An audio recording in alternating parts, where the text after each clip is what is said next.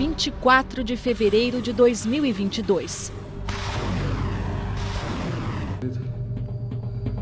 Tropas russas invadem a Ucrânia.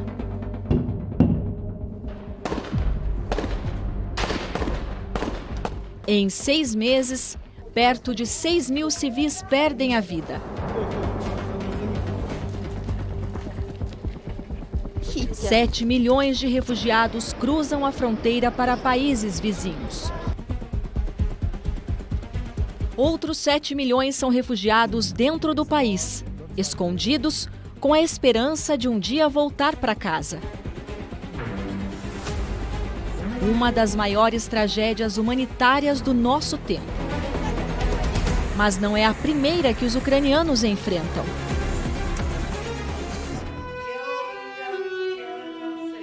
Aos 99 anos, essa mulher é parte de uma história de fome e morte. Nos olhos centenários, ela carrega duras lembranças. Memórias da Ucrânia massacrada pelos maiores ditadores da história da humanidade: Joseph Stalin e Adolf Hitler.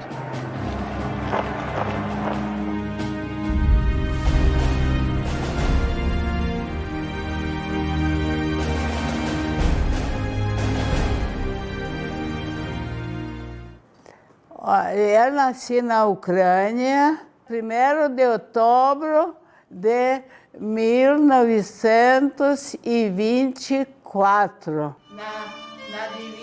Dona Vira nasceu no ano em que Lenin, o líder da Revolução Comunista, morreu. Cresceu sob a ditadura de Joseph Stalin, o período de maior opressão contra os países da antiga União Soviética. A junção de 15 repúblicas que se tornaram a maior nação do planeta. A história dela passa pelo Holodomor, o período em que milhões de ucranianos morreram vítimas da fome, e também pela Segunda Guerra Mundial. Aos 23 anos, Dona Vira chegou ao Brasil como refugiada. Veio morar no Paraná, onde vive até hoje com a família. É o estado que tem a maior colônia ucraniana do país. 500 mil de descendentes que buscam manter as tradições e a força de um povo castigado pela história. Aqui, Vira passou a se chamar Vera e, junto com o marido, começou uma nova vida, deixando para trás a tortura de quem não tinha o que comer na Ucrânia e o medo de morrer num bombardeio na Alemanha. Essa ucraniana simpática e bem-humorada vai nos guiar até um vilarejo no início do século XX. A aldeia em que Dona Vira nasceu não existe mais, mas nós conseguimos localizar no mapa uma cidade próxima, Piriantim, a 160 quilômetros a leste da capital Kiev. Hoje, Dona Vira mora em Apucarana, no centro-norte do estado, mas pediu que a entrevista fosse feita no apartamento da filha, em Londrina, onde ela se sente mais à vontade. Ela conta que no início do século XX, o pai era dono de terras. Antes da Revolução Comunista, em 1917, o meu pai tinha sítio. O Império Russo era então governado pelo czar Nicolau II, um imperador com poderes absolutos que acreditava ocupar o trono pela vontade de Deus. A maioria da população russa e ucraniana vivia no campo, em condição próxima à escravidão. Enquanto isso, a nobreza se banqueteava às custas da exploração de camponeses miseráveis. Foi o que causou a Revolução. Em 1917, 7 anos antes do nascimento de Vira, os comunistas tomaram o poder. Com o que o seu pai trabalhava? Ele cuidava das ovelhas, porque depois foi estatizado, né? Após a morte de Lenin nos anos 30, Stalin quis impulsionar a economia soviética com uma medida drástica. Confiscou 80% da produção agrícola. Quem se recusava a cooperar era mandado para campos de trabalho forçado na Sibéria ou simplesmente executado, abrindo caminho para a ocupação da terra. o país passou a exportar às custas da fome dos camponeses. Eles eram 82% da população. Os grãos que sobravam mal davam para encher um prato de comida. Stalin pôs fim ao czarismo, mas adotava a mesma crueldade. Stalin proclamou, avisou a todos os ucranianos, vai estatizar tudo que você tem. A terra, o gado e se casa bonita, porque eles exploravam os povos pobres. Aos 9 anos, ela conheceu de perto o sofrimento causado pela fome. Muita fome, muita fome. Para você ter assim, ideia, às vezes até 4, 5 dias só água. Os pais e as crianças eram obrigados a extremos. Nos piores dias, chegaram a se alimentar de folhas. Quando chegava o verão, eu comia de toda a árvore a folha. Segundo ela, crianças que não podiam ser alimentadas eram abandonadas. Para ter uma ideia, jogavam as crianças na neve. A comida, quando tinha, quase sempre era servida crua. Uma fumacinha na chaminé era sinal de que naquela casa havia alimento estocado. No governo de Stalin, isso era quase um crime. Pelo cheiro da fumaça, porque o povo sabia que na nossa casa tem comida. Se achavam algum lugar cozinhando alguma coisa, derrubar, para nós não comer. E era a matança de todos os ucranianos. Até onde pode ir um homem honesto para sobreviver e não deixar a própria família morrer de fome? Esse era o dilema do pai de Dona Vira. Ele sabia que a comida que o governo destinava à sua casa, mais cedo ou mais tarde, mataria a mulher e os filhos de inanição. Com a cumplicidade de um guarda, responsável por tomar conta de um depósito de alimentos, o pai de Vira planejou e executou uma missão de salvamento. Nessa época, ela tinha só 8 anos.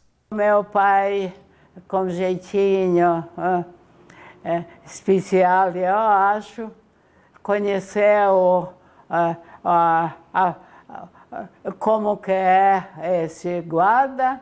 No fim, fez amizade e à noite, depois de meia-noite, ele trazia uma escada, o meu pai subia, tinha janelinha em cima para ventilar, para não poder ser coisa, e o pai tirava alguns quilos, dividia com guarda. Para não ter o alimento da família apreendido pelo governo, o pai tomou uma outra decisão arriscada. Transportava a comida para longe de casa e a enterrava sob a neve, de madrugada. E a senhora se lembra quanto tempo durou essa comida que o seu pai enterrou? No começo, quase, acho que mais do que um ano. Depois começou a faltar tanto que nós não conseguíamos, bem dizer, sobreviver. Não tínhamos mais o que comer. Diante de denúncias de que a Ucrânia passava por privações, Stalin montou uma espécie de Ilha da Fantasia, onde os camponeses eram bem tratados e bem alimentados, enquanto o resto do país morria de fome. Foi a grande fake news da era stalinista.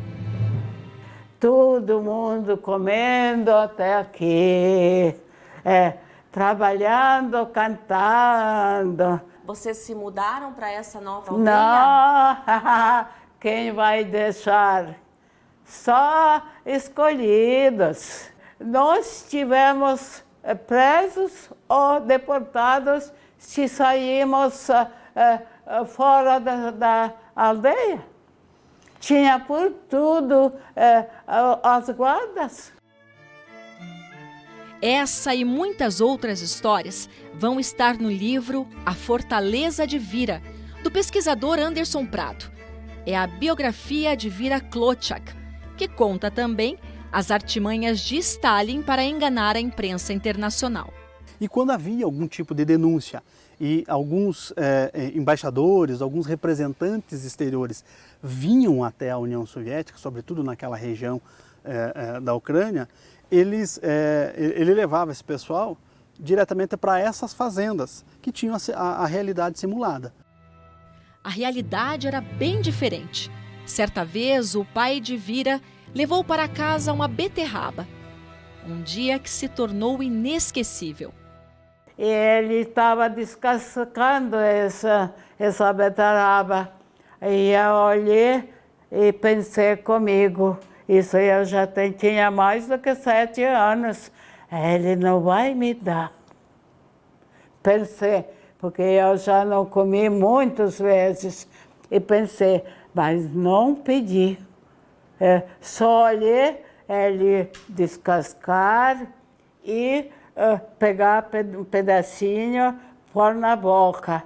E eu olhando que ele não vai me dar.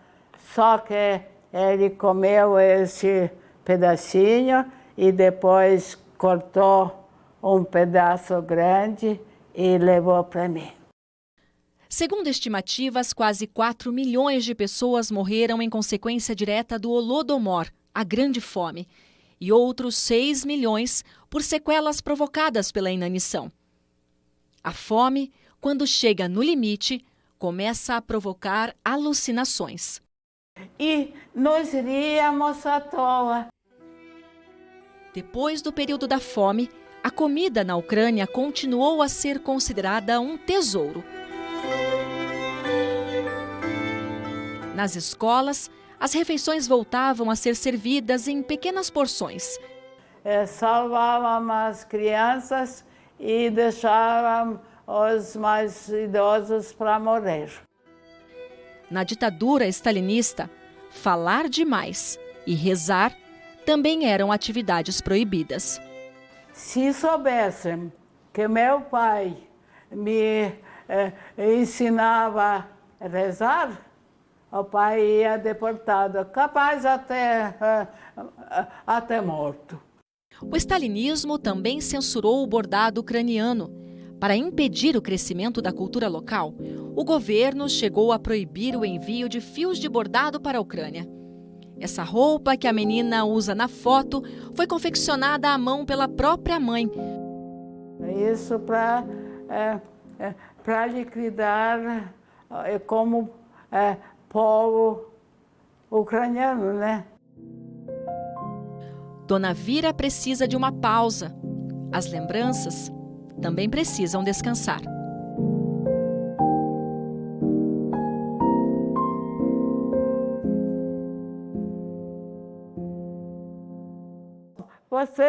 Tudo você não está gravando, né? Tudo isso está gravando. Santo Deus, então metade não podia.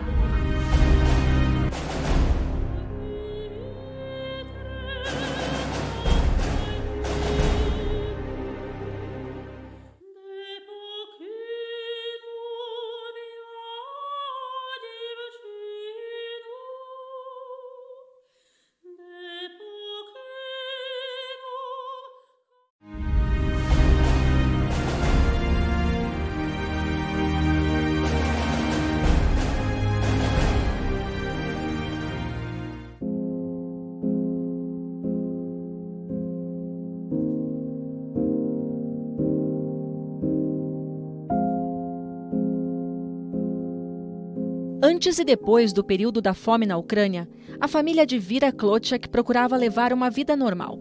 As roupas de gola alta, os vestidos longos revelam um vestuário sóbrio e uma família recatada. Nas cerimônias de casamento e nas festas, a família parece bem comportada. Nestas fotos raras, nunca exibidas pela família, Vira se mostra elegante, num vestido alegre e os cabelos bem escovados. Era uma moça bonita, mesmo depois de passar por tantas privações. Veio a Segunda Guerra Mundial. Em 1941, o exército nazista invadiu a Ucrânia. Lá na aldeia chegou a mais feroz a polícia da Alemanha e fuzilavam lá todo mundo e jogavam na vala. Durante a ocupação alemã, um episódio marcou as lembranças dela. Um soldado invasor tentou levá-la embora. A mãe percebeu o sequestro e foi reclamar aos oficiais alemães. Tinha, acho que, perto de 17 anos. E eles me convocaram. E mãe foi lá na prefeitura e diz o seguinte, que como a minha filha ainda menor de idade.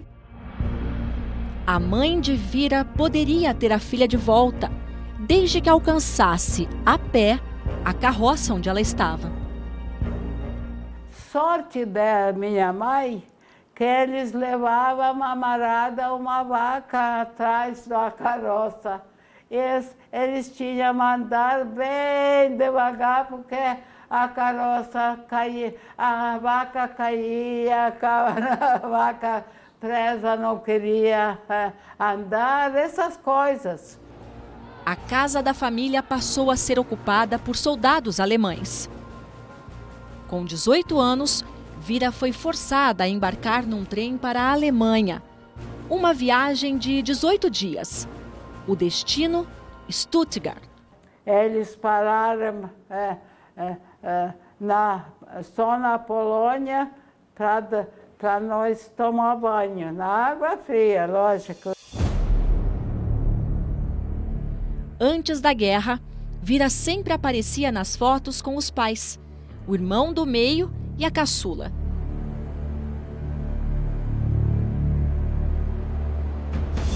De repente, ela já não estava mais no álbum de família.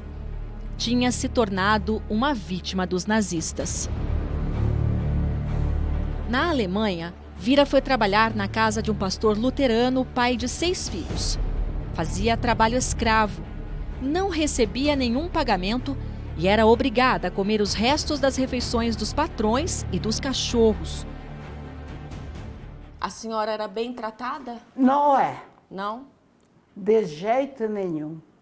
Escrava branca.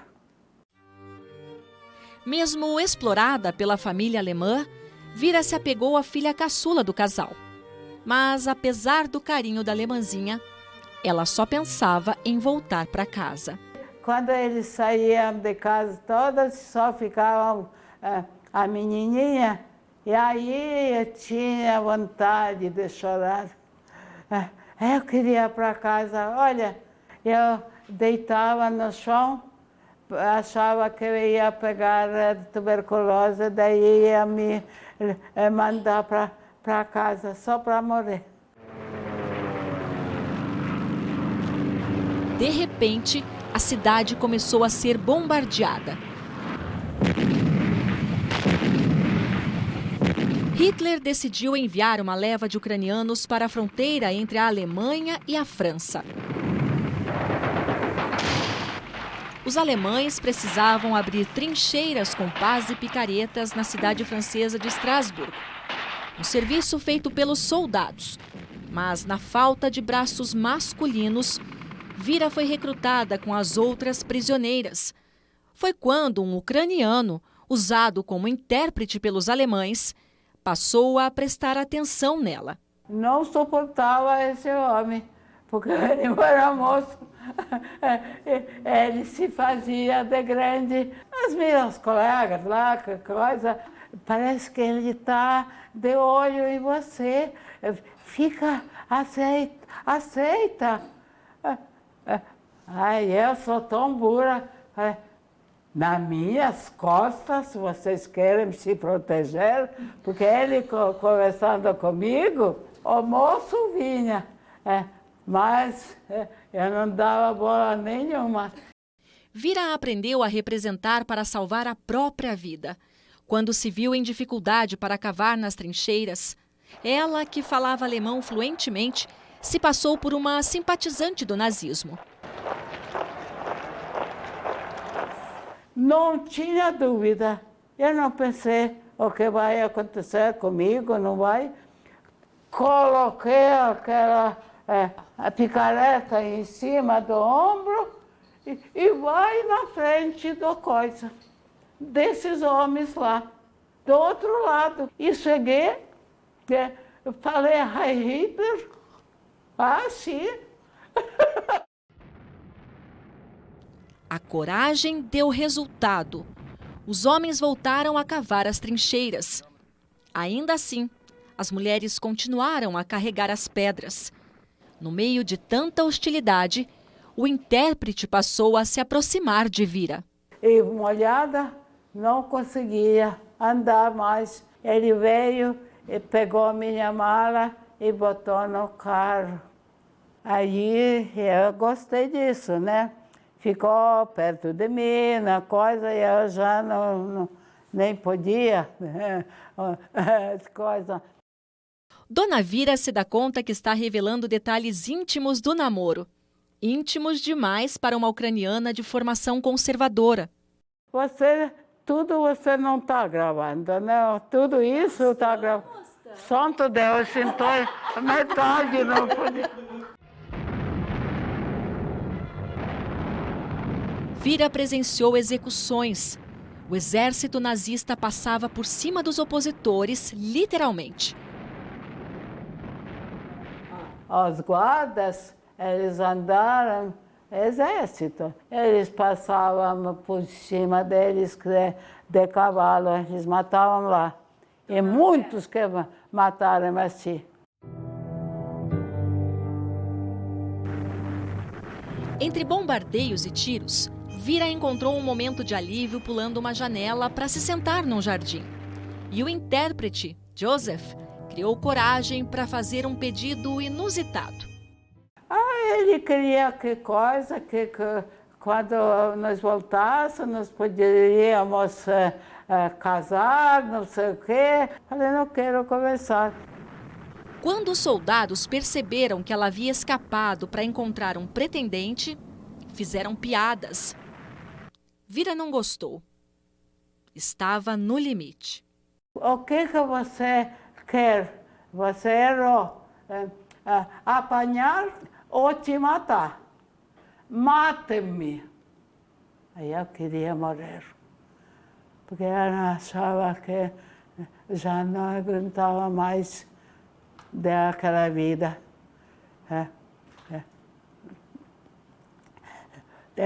Mate-me. A guerra acabou. 2 anos depois, Vira e Joseph se casaram numa cidade alemã, Karlsruhe, uma exigência para poderem imigrar para o Brasil. Foi um casamento coletivo. O casal aparece no centro das fotos, ela carregando um buquê de flores. Em agosto de 1947, eles partiram da cidade portuária de Bremerhaven, na Alemanha, a bordo do general Stuart Heisselmann, uma viagem de cerca de 30 dias. O vapor, como o chamavam na época os grandes navios de imigrantes, chegou no Rio de Janeiro no dia 1º de setembro do mesmo ano. Joseph, identificado na lista de passageiros como chefe da família e serralheiro, Vira como esposa. Inicialmente ficaram na hospedaria Ilha das Flores antes de partir para o Paraná. O Brasil estava sob a ditadura de Getúlio Vargas, mas agora, para os Kloczak, eram tempos de paz. A guerra, A fome e a opressão tinham ficado para trás. E era possível recomeçar a vida em um dos poucos países do mundo que aceitaram receber os refugiados ucranianos.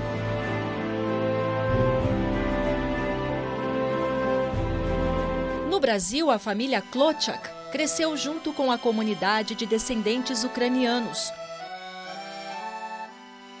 3 filhos, 3 netos e 3 bisnetos.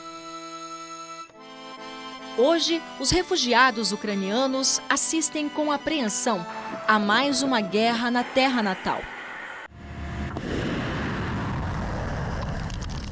Depois de 6 meses de conflito, o Brasil já recebeu cerca de 100 famílias de imigrantes ucranianos.